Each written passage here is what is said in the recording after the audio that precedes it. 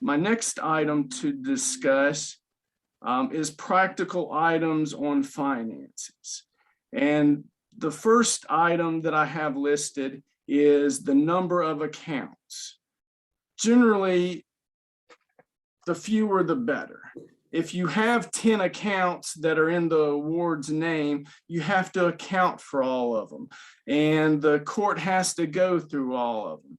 If it's a simple, straightforward estate for a conservator, generally a checking account and maybe a savings or a savings type account will get you by. But the fewer the accounts, the easier it is to manage, the easier it is to account for. As to the type of accounts, I generally do at least a checking, and then often, if it makes sense, then a checking account or an equivalent.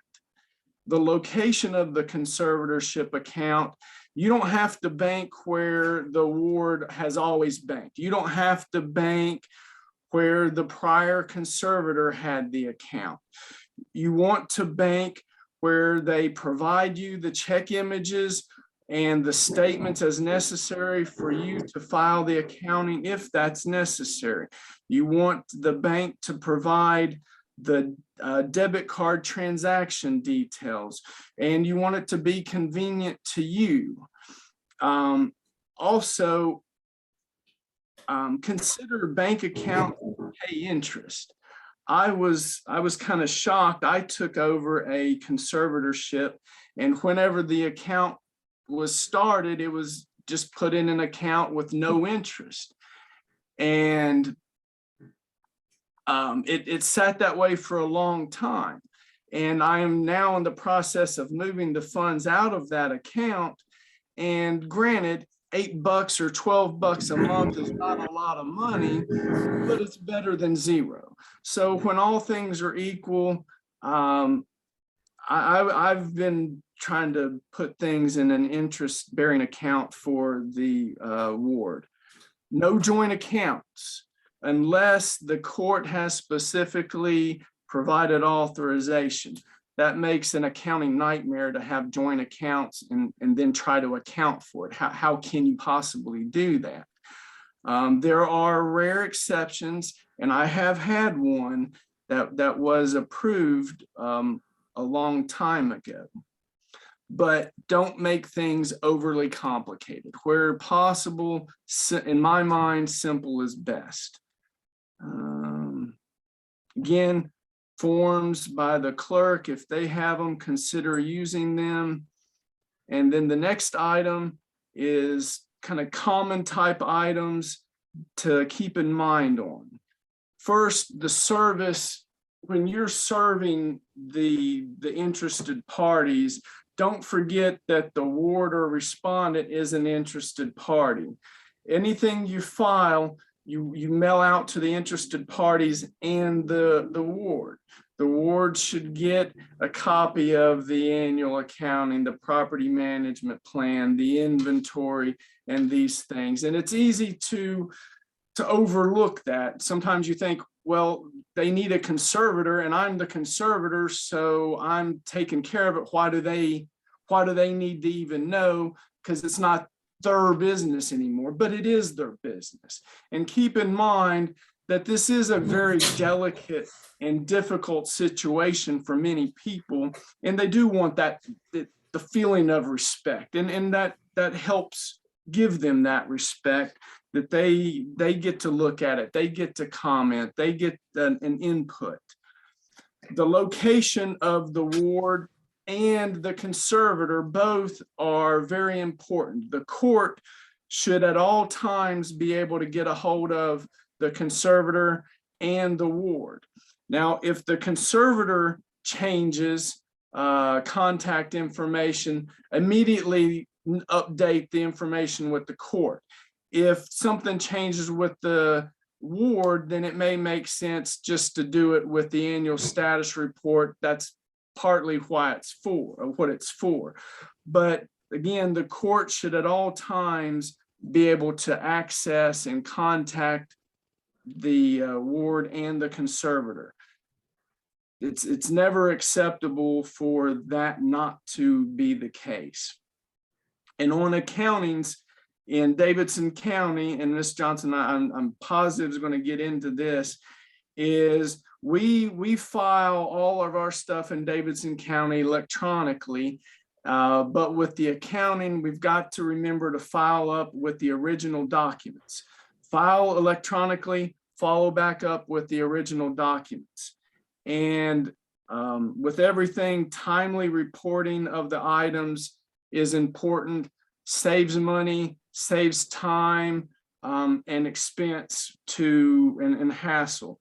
So if it's due, as best you can, get it on time. Why waste the court's time? They've got, again, plenty of things to do. And I believe I am out of my time and my topic. So I will hand it back. Thank you. Thank you, Tony. Right. So as he was discussing, and that's actually a good starting point for me from the view from the bench, is when he was discussing timely filing your documents. One of the jobs that I have is issuing show causes for failure to file documentation. What does that mean? Well, under the statute, you are required to file inventories and property management plans within 60 days. You are required to file annual accountings or 6-month accountings and then annual accountings thereafter.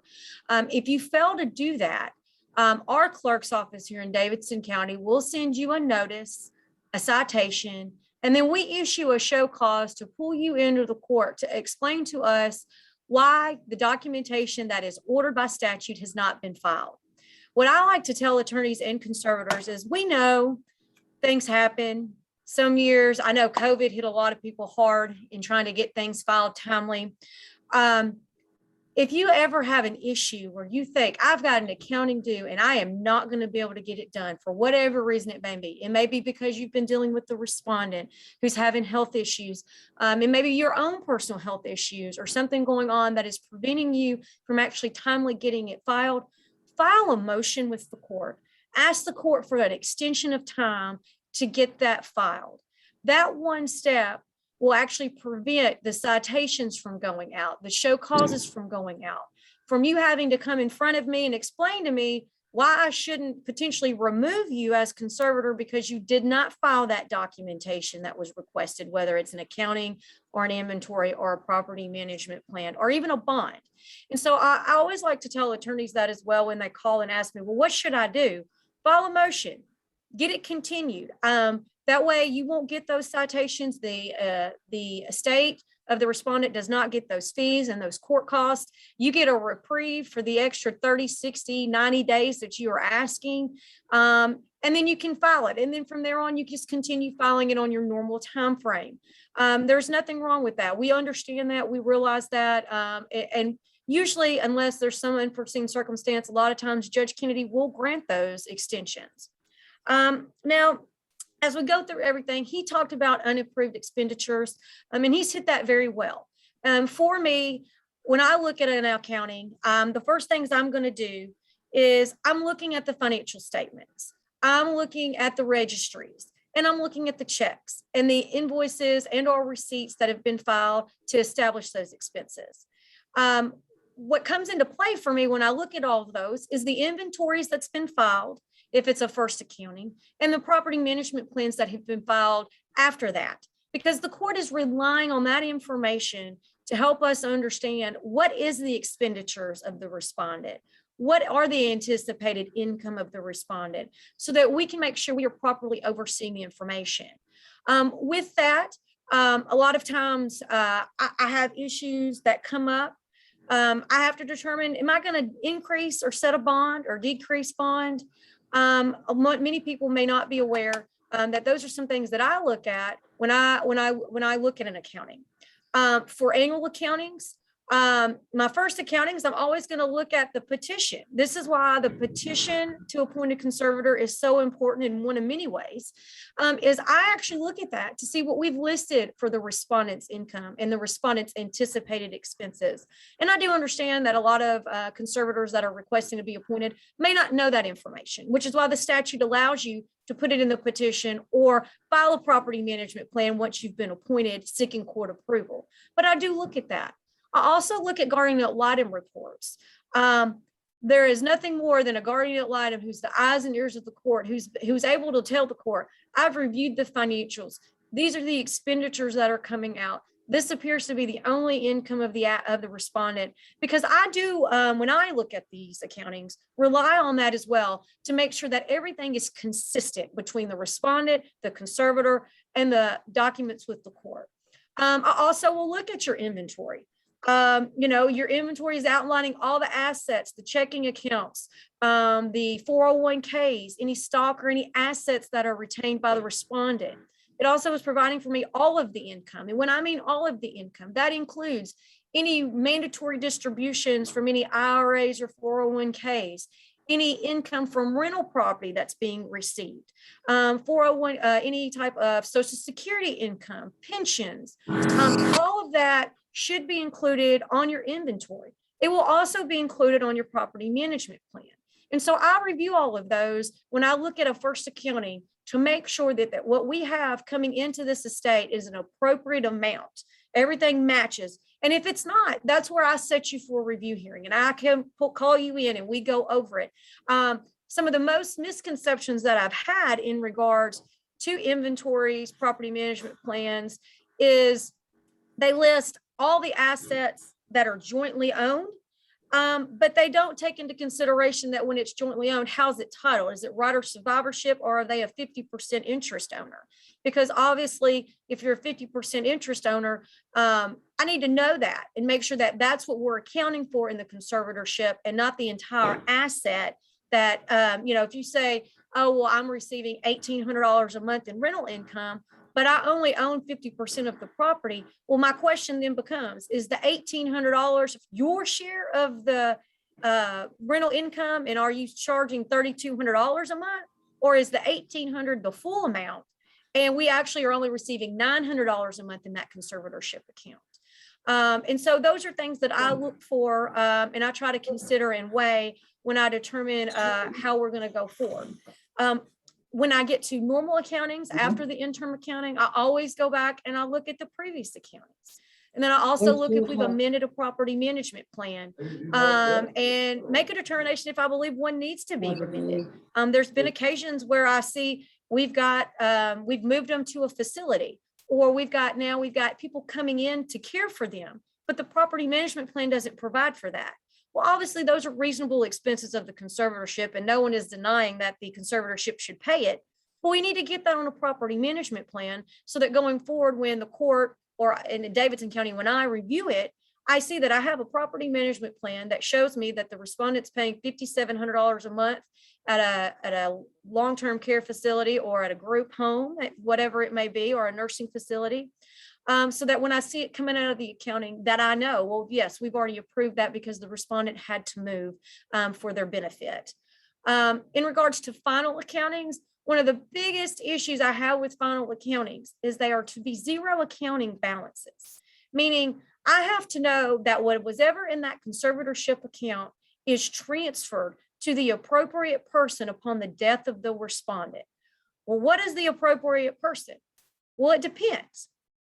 If it's a basic checking account where there's no payable on death beneficiary, it's going to go to the respondent's estate. If it's a 401k or an IRA that may have a designated beneficiary, I would need to have copies establishing to me that there are designated beneficiaries and that is where it is gone, and that the conservator no longer has control over that.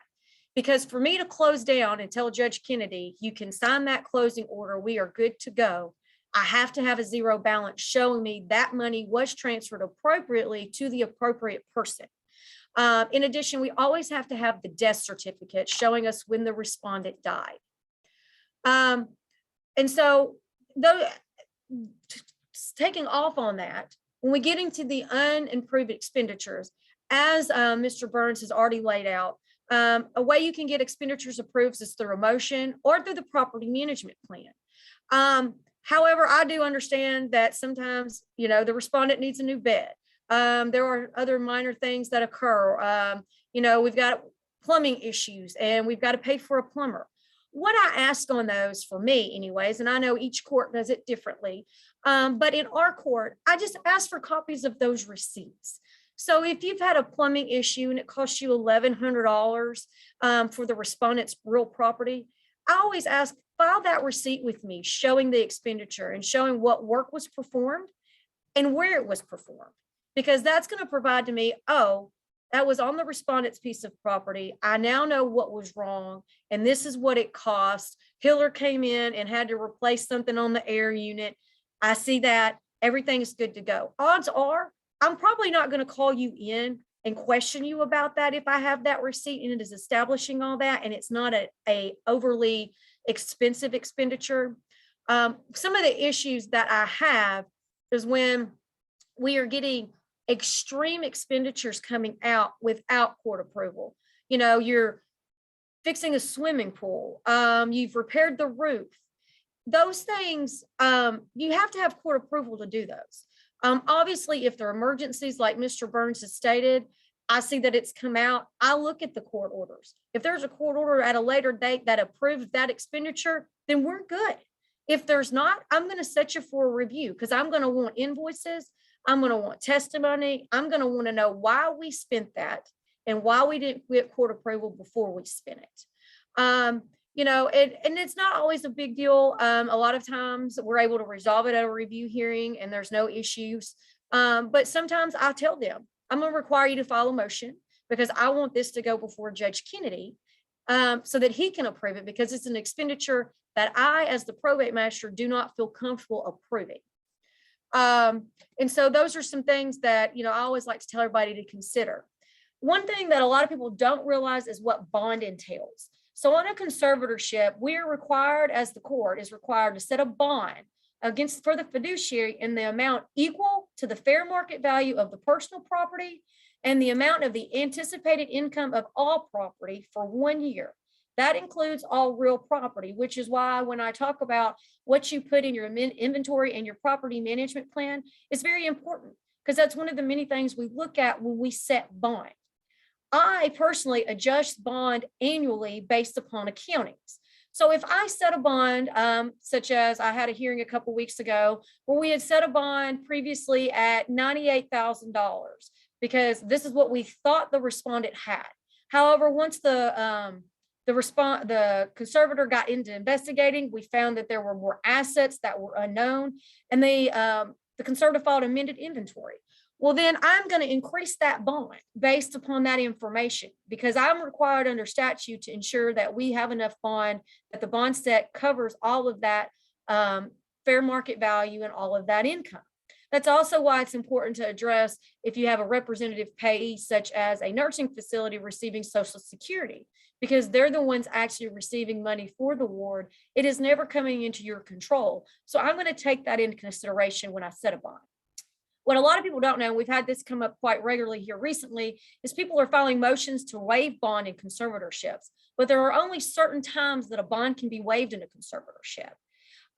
When it is under $10,000, and we determine that it's not for the benefit of the ward. A lot of times we'll see that happen when the respondent is living in a nursing facility, or let's say a group home, and the only asset they have is their Social Security income that's paying for that facility.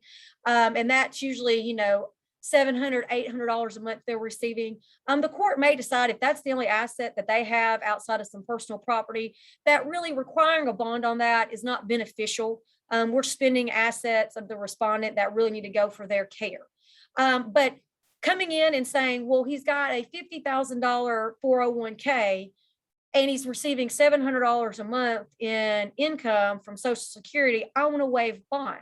Well, that's not appropriate for a bond to be waived, and the court's not going to waive it unless you can provide any evidence that's going to support that and make it believable to the court that it's in the interest of saving the ward's expense outweighs that risk of that incident. Another way you can avoid bond is if a fiduciary is overseeing a bank or a financial institution pursuant to the statute. A lot of times do not have to have a bond. But a way a individual conservator can avoid bond is through a freeze agreement. If you have large assets and you only want to maintain a certain amount as an active account, then you can enter into the freeze agreement with the bank on the larger assets. And because that freeze agreement's in place that prevents you from being able to access those funds without a court order, then the court will consider that when they go to set the bond, and the bond will be only set on the assets that you actually have immediate access to. Same thing with depositing with the clerk's office. I see this more in guardianships a lot as opposed to conservatorships, but you can put the money on deposit with the clerk's office, which then to receive it, you have to have a court order. And so when you do that, obviously that's going to affect your bond too, because the court is now understanding and aware that you don't have immediate access to those funds, and you're going to have to seek court approval to receive them. So we're not going to set a bond based upon that. Another way, and sometimes it's not very clear in the petitions, is when you've only been appointed over the person and not the property. If it's an individual and you're only overseeing that person, then a bond will not be required of you because you're only receiving over their care and not through their financial and assets. And finally, if there is a document that's excusing bond, typically we see this a lot in guardianship cases where when the respondent is passed under the will, they've named a guardian, and under that they've requested that the guardian not have to serve with a bond. The court does take that in consideration when we determine what a bond should be set and the amount. But when I look at bond, I'm going to look at the income coming in. I multiply it times 12 for the year. I look at all of the liquid assets of the respondent, including the personal property of the respondent, and I'm going to set that based upon that information. I will not set it on real property. Why? Because under our local rule 39.14, 39.07, 39.07, you're required to seek court approval for any sale of real property. In addition, as Mr. Burns already addressed under the statute, you're required to receive court approval before you sell property over $1,000. So with real property, it's the understanding that you're going to be filing a petition with the court to sell that property. And in that petition, you're going to outline why it needs to be sold for the benefit of the respondent. And then at that point in time, we're going to determine, okay, and typically what happens is Judge Kennedy then sets you for a bond review before me, where we adjust the bond upon receiving the proceeds from the sale. Because we do understand that while you may have a contract for $350,000, there may be mortgages out there, other liens that have to be paid, HOA liens, outstanding taxes on that property. And so your proceeds may not be that. So we typically will set you for another review hearing or bond review hearing to address that and to increase that bond based upon what the proceeds are that are actually received by the conservatorship. And one of the issues that we a lot of times have come to realize in dealing with this with Judge Kennedy, I have come to notice, is when we do a motion or a petition rather to sell the real property in a conservatorship, you always need to serve the respondent. I understand some of these respondents are maybe catatonic, are unable to read, unable to write, maybe don't have the capacity necessarily to understand it because of whatever disability they may have. They may be in a coma. There's a wide range of situations where you feel like, well, they may not be able to understand that. However, they are required to be served. And under the statute, it actually says by certified mail return receipt that they should be served with the petition. But our local rules, when you file that, we are requiring that you have an appraisal of the property and the contract attached. Now, why we do that is the court's got to determine, is that the best, is that value reasonable? Is that a fair market value for the sale of that property? And the way we do that is by that appraisal. Now, in Davidson County, we are allowing tax appraisals to be used, and as well as independent private appraisals. And so that's really easy for an individual to access. You can go to the Tennessee Property Assessor's website for Davidson County. You can pull that information up, attach it to your petition, as long with your contract to sell the real property. And there you go. You're ready to go. You serve the respondent, you get it on Judge Kennedy's motion and petition dockets, and you get it heard and you get that court approval with the understanding that those proceeds are then going to come into the conservatorship account, and then those proceeds will be bonded based upon the amount that was received. Now, in regards to inventories, I've already touched base on that and how we address them. But one of the other issues that I see in inventories that come before me is they're not notarized. Inventories have to be notarized, just like property management plans. I do know that we had previously had a standing order due to COVID that you could do that, sign them under penalty of perjury. I am still allowing that. I'm not sure if that's changed, but I know me and Judge Kennedy have felt that with COVID, people have had a harder time getting out, don't feel comfortable getting out to get things notarized. And so we're allowing under penalty of perjury, but I don't know how long that's going to last. I always recommend, if at all possible, go ahead and do the notary, because that could change on an instant with everything going on, and that may no longer be applicable. Now, one of the things I also like to tell people is I do review the inventories very thoroughly. If I find that it is inconsistent with the petition and inconsistent with the guardian ad litem's report, I will set you for a review hearing, and I will bring you in to address it to see if we can't come up with some reason or some clarification. And sometimes I understand a lot of the conservators are acting pro se. They're filling out the property management plans. They're filling out the inventories, unsure of necessarily what they're doing. And so sometimes it's just better that I do call them in and we sit down and we go over it, and we make the modifications that need to be made so that we can approve it going forward. Because like I said, a lot of times they'll include things that maybe it's a husband and wife, and they'll include the husband's assets on the inventory.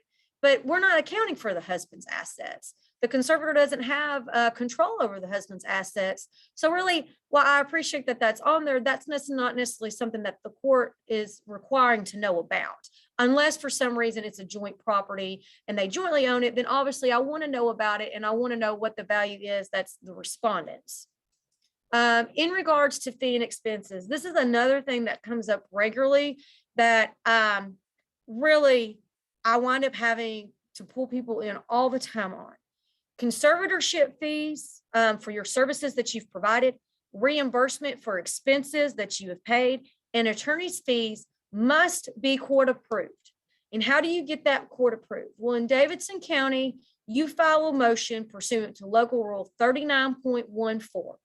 And in those motions, you have a motion asking for what your remedy is. You know, if you want your conservatorship, you want your time expended plus your mileage, you're going to put that in your motion.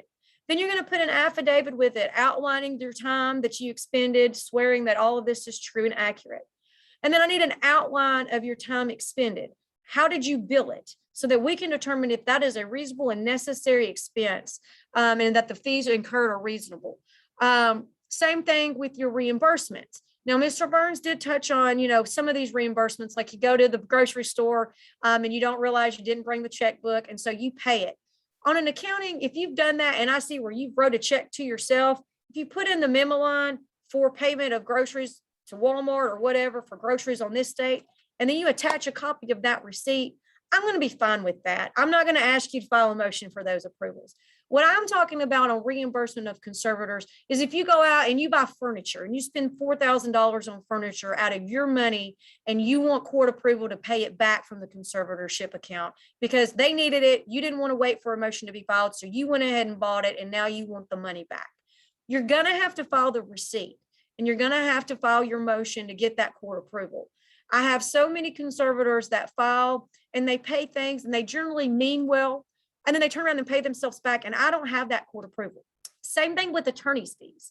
Yes, attorney's fees that are reasonable and necessary and benefited the respondent are the responsibility of the respondent's estate. But you have to get court approval to pay them because the court, we review them.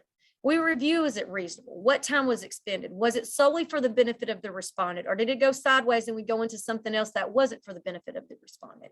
And we look at all of that before we approve those fees, or I say we, Judge Kennedy looks at that before he approves those fees. So I understand that you may file a petition for conservatorship and you may pay for that filing fee and you may pay the retainer agreement out of the respondent's account. That's fine. As long as you file a motion for fees and you include that retainer fee in your motion and say, we now have we have attorney's fees that are due currently, and I have paid this retainer fee and I want the court to approve it. I have so many attorneys that receive retainer fees and they never file their motion for fees. And then I'm calling them and go, well, where's the invoices establishing the money that was how the money was expended? Or if it's minor, if it's, a couple $1,000s, a lot of times I'll say, file me the invoices, let me take a look and see if I can determine that it's reasonable and that we can approve it. If it's a larger sum, I'll tell the attorneys, you've got to file a motion. You got to file a motion, get it approved by court. And then I hold that accounting until that motion's been approved. And then once that motion's been approved, then I can approve the accounting. Because generally you've got to make sure that you've got everything that you need approved. We want all the documentation there. As Mr. Burns says, for me, I look for documents. I want it there. I want to make it as easy as possible for everyone that is coming before me. And if everything's in order, it makes it easier on me. It makes it easier on you. And then if I have any questions, I'm able to pull you in. We can quickly address them and resolve them without hopefully any issues. And I always want to just tell everybody, serve the respondent, please, please, please serve the respondent. I cannot stress that enough. And make sure that if you have any doubts, there's always file a motion. If you think there's an issue, there's, one thing that some people have done in the past is they start changing around assets without court approval. You can get that through a motion. You can also get that through the property management plan. Just file it. Make sure you get it filed, make sure you get it approved, and then take off and do what you want to do that's for the respondent. Just keeps you out of trouble, keeps everything clean, keeps the court, I hate to say keeps the court happy, but keeps us happy. Because unfortunately, one of the things that my job does incur is I can recommend removals and I can recommend judgments against conservators for mismanagement and misappropriation of assets and breach of duties. And there's nothing more that I hate than having to call someone in and find out that we've done something that's so outrageous that I have to recommend removal. And then I have to set you before Judge Kennedy for a confirmation hearing, or I have to say, well, you're going to have to pay this back, because I don't think that's anybody's real intent. And I really hate having to call people in to do that. So if we can always just document it, get that court approval, get that oversight so that we don't have those issues, I think it works out best for everybody. With that, Mr. Burns, I don't know if you have anything else you want to add or if we've got any questions from the audience.